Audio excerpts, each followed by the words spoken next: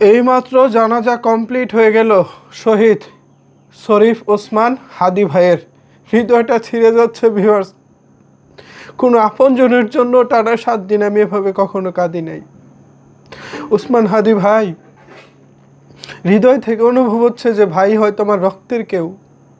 ভাইয়ের জন্য কেন এত কষ্ট হচ্ছে আমি আসলে জানি না।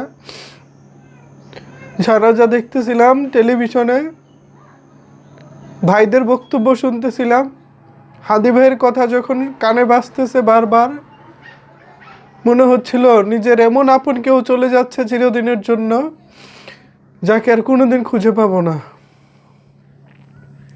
আল্লাহ মহান রব্বুল আলামিন, আপনি আমাদের শরীফ ওসমান হাদি ভাইকে জান্নাতের উচ্চ মাকাম দান করুন।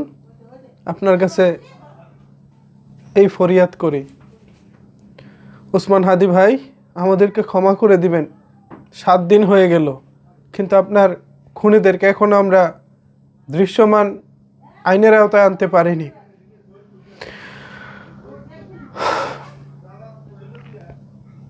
কার কাছে বিচার চাইব? কে করবে হাদির এই খুনির বিচার?